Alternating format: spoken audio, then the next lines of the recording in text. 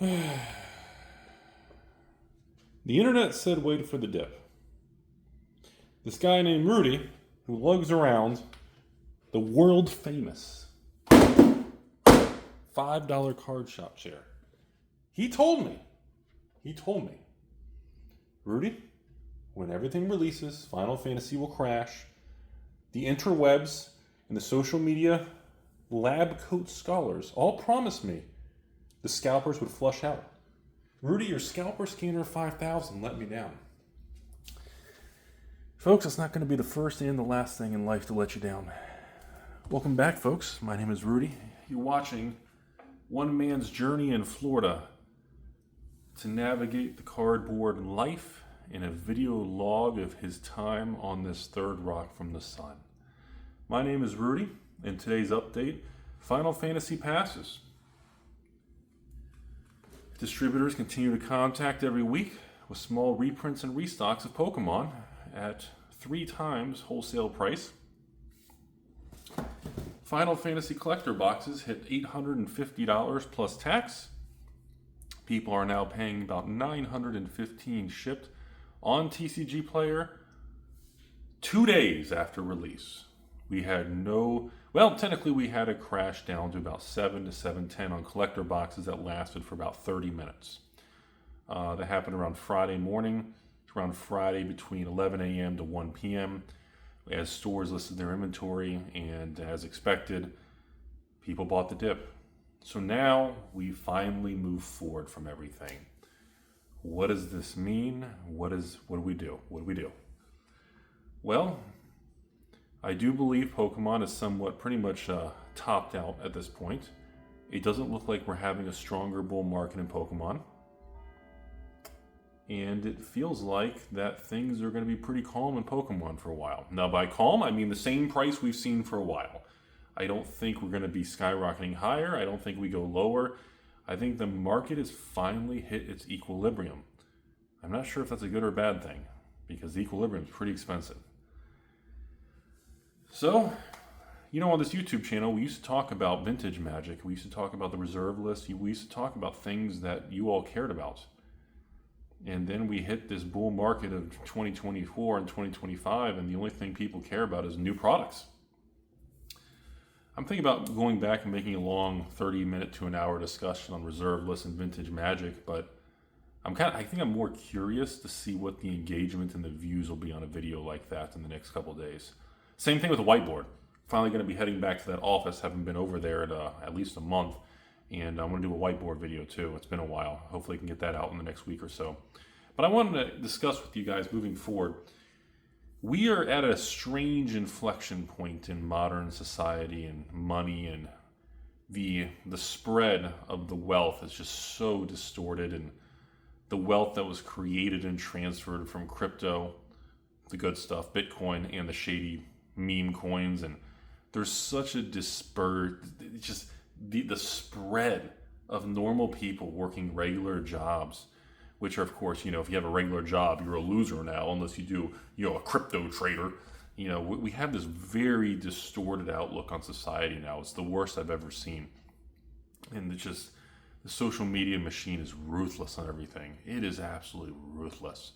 I mean, if you are not part of negative news bait, negative clickbait cycle, I'll have to, literally on this video, I'll have to put some outrageous, Rudy takes a loss of something or something collapses. I'll have to put something, otherwise, YouTube just decimates your videos, and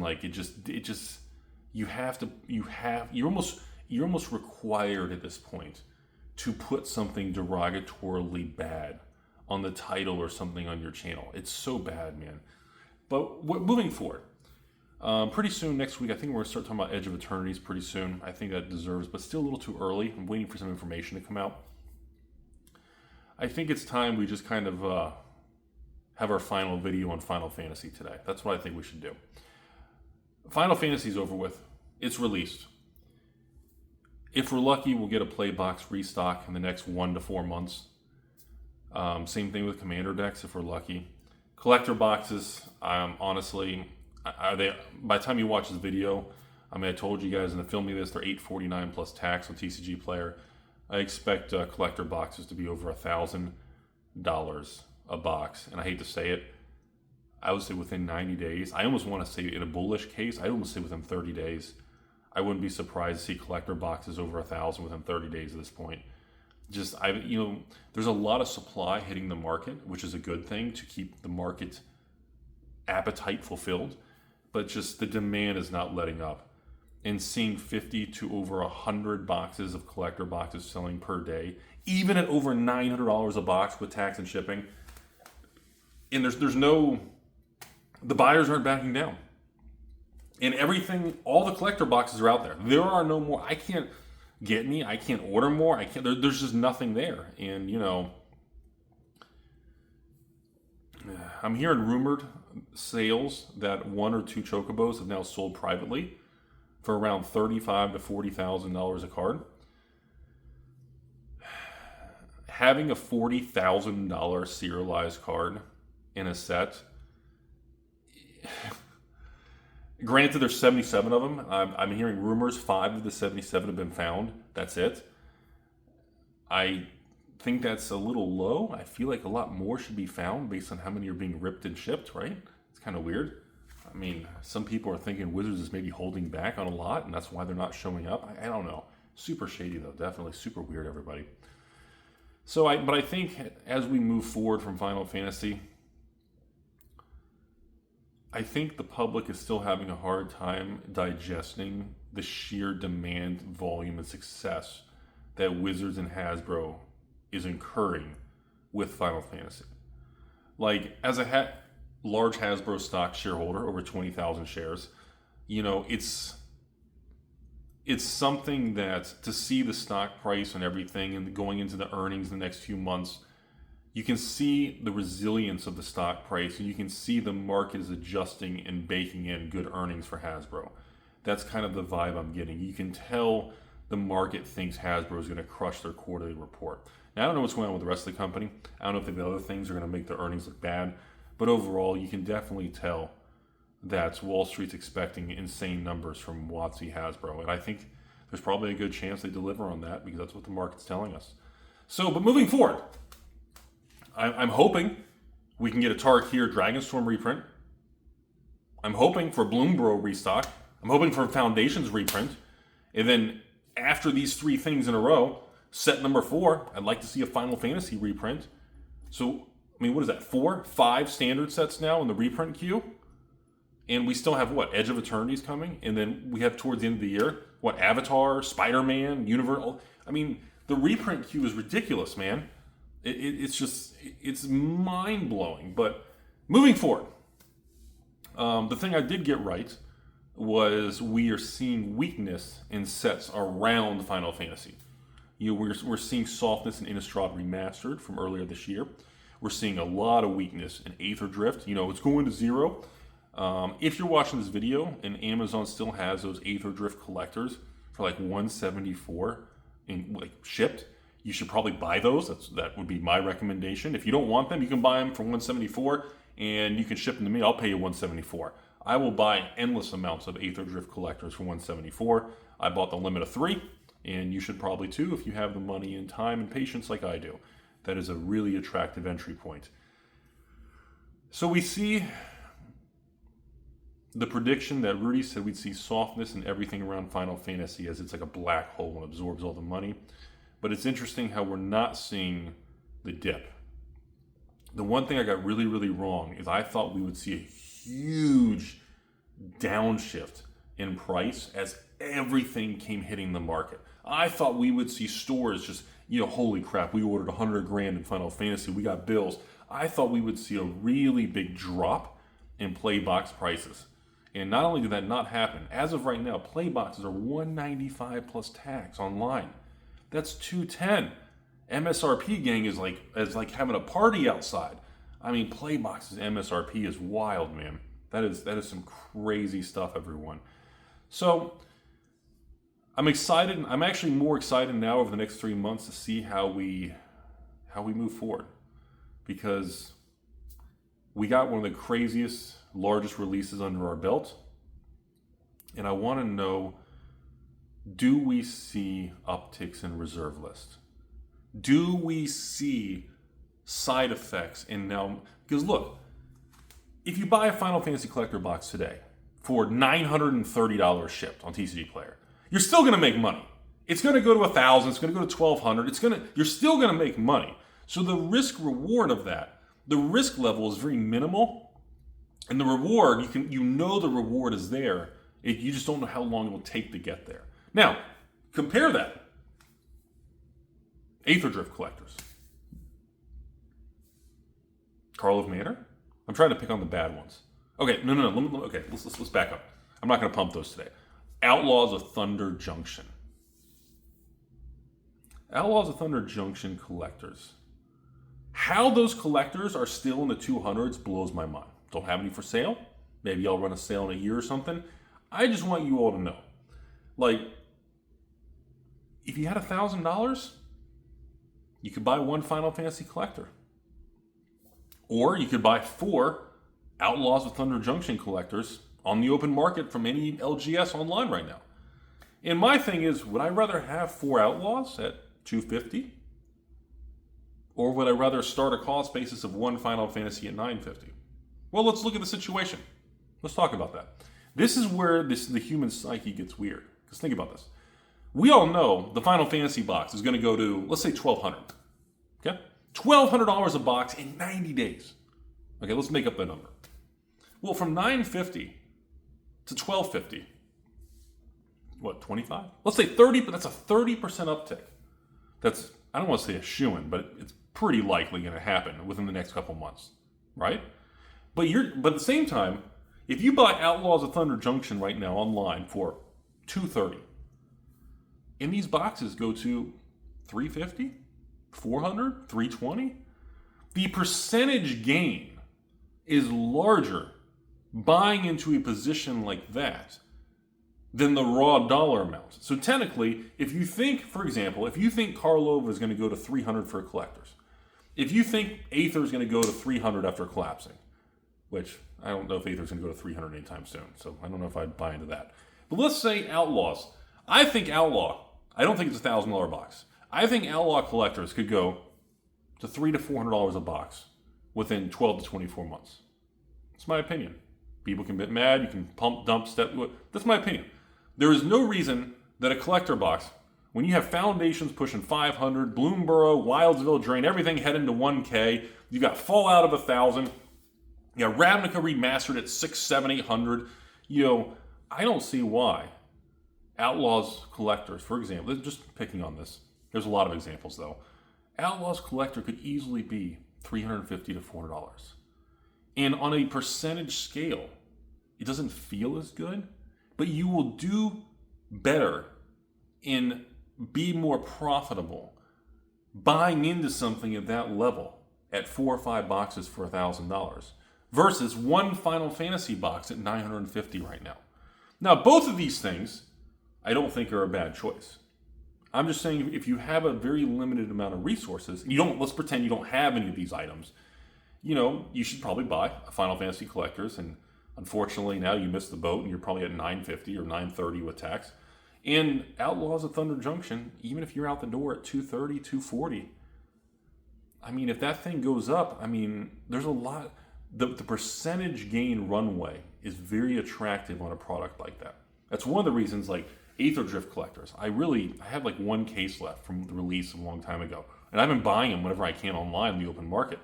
And I'm like, Aether Drift at 170s, 180s, 190s online to me is a no-brainer.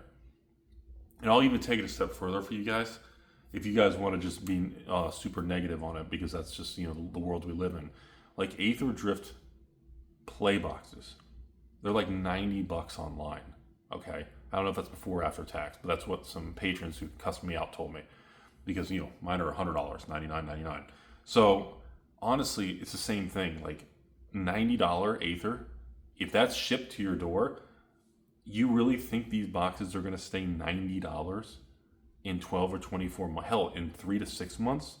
Hell, in 2 months?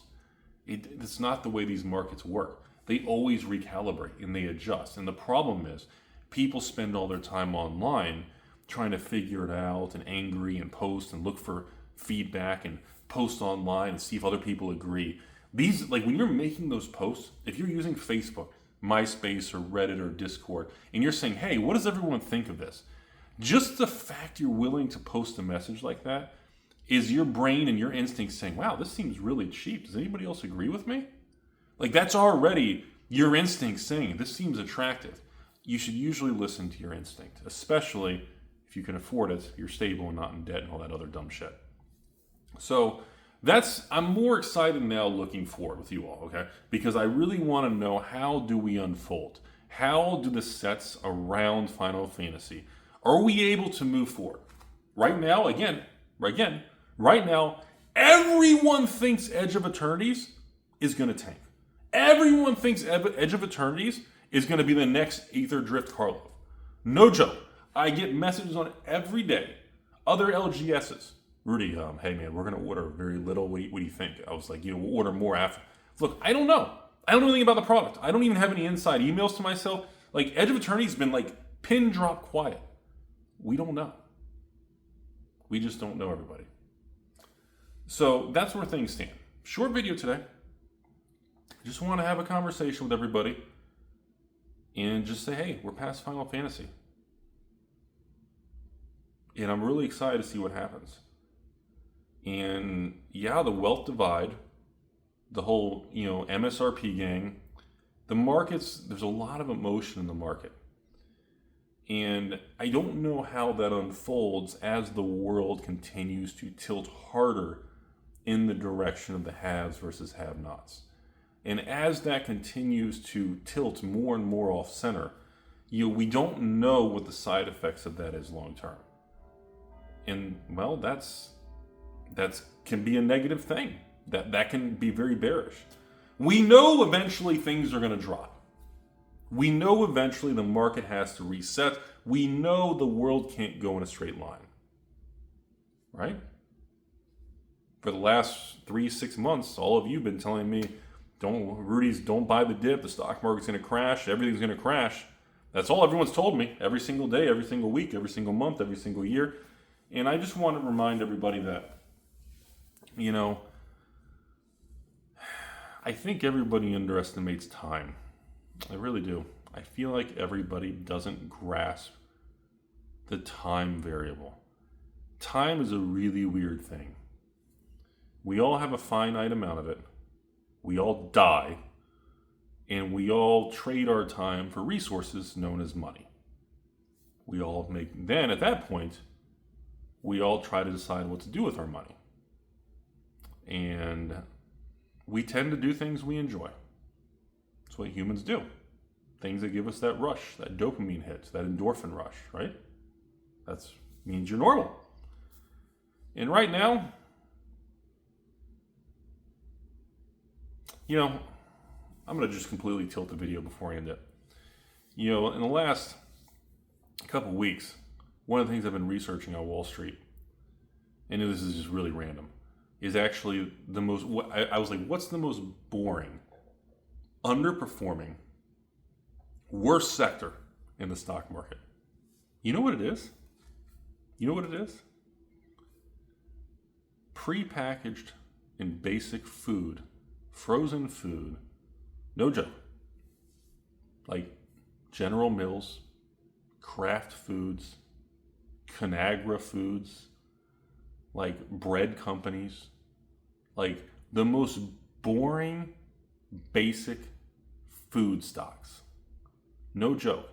Some of these companies in these share prices and stocks are at 1, 5, 10, 15-year lows as they struggle with growth, making cheaper and cheaper, shittier prepackaged foods. The food, it's been a really interesting research side project I've been doing quietly when I have time. And they say you should always play in the sandbox that nobody else is at. And I just want to share, I've been kind of doing a lot of research on a lot of these. There was like a list of like 10 of these food companies and prepackaged companies. And they're, no joke, like not saying you should buy any particular one, but like when I see a company that still like makes a ton of money and you can get it from a stock price from 10 or 15 years ago, it makes two things in my head happen. Number one, holy crap, what's happening? How bad is it? And number two, what happens if this company evolves or changes and you get to buy into this thing at a 10, 20-year low? It's really interesting stuff like that. It's been happening for a while now because nobody cares. People only want one thing: chip stocks, AI, technology, NVIDIA. People want the high flyers. People don't want old and boring stuff, right? You know, it's just, I like to do weird little side projects. And like I said, right now, if I had to name the worst performing stuff, it would be those consumer food staple companies. What's the worst performing stuff? Vintage Magic, old sealed Magic boxes from the past, food-related stocks, and of course, 18th, 19th century original artwork from museums, from European artists, Italian, German, Austrian, you know, any of these things. It's very interesting how you can buy a painting that may have been $50,000 in 2002 that sold at Christie's or Sotheby's. And you can buy that $50,000, $60,000 painting today for $10,000, $15,000. Kind of crazy, huh? So, you know, the markets, it's very difficult to navigate markets because everything you usually read and do online, it's very confusing. It's very tough, man. It really is. So I look forward to moving into July with you guys. And I'm really curious to see what happens. Because again, to end this video, all data currently shows we are at the top of a market in the card world.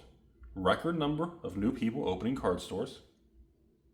New people opening, everybody's opening a card store on YouTube, right? Prices of everything's just easy money. Everybody wants to flip in Scalper Scanner 5000. These are all data points that historically show what phase of the market we're in. You don't see Rudy making videos saying, hey, I'm in my bathroom, I'm stuck with 5,000 packs of Pokemon Generations because nobody wants them for $4. That's not the phase we're in right now. So it's going to be interesting to see what happens. And do we enter year 4 of the reserve list bear market? 4 years. It's been 2021 since the reserve list was in. No, dude, this is in the entire 10 years I've been on YouTube. In the entire 10 years.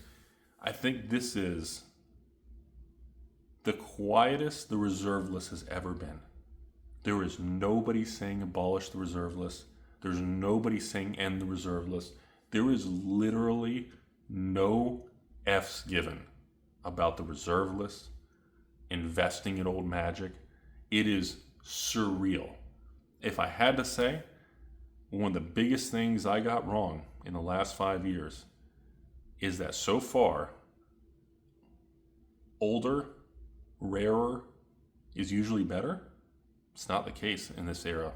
In this market cycle in 2025, older, rarer Magic cards, nobody cares.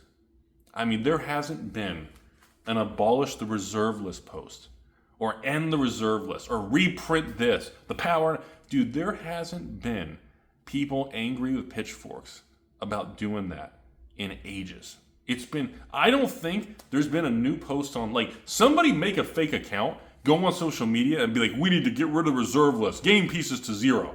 Like, dude, there hasn't been anything in ages. Like, that is how bad the vintage market is.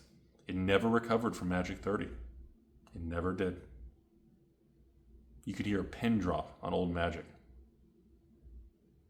At least the prices aren't going down. At least they're flat and stable, right? But I guess now we'll end the video. And that is another data point I want to add at the end of this video on why I think we are near a top again.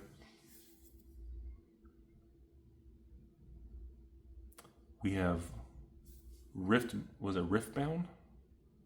Godzilla, Hololive, Riftbound, Godzilla, Hololive. How many new card games are there? I had a patron send me a list of like 15 new card games coming to market. Riftbound, what am I missing? It's a lot of card games, man. Reminds me of 2021.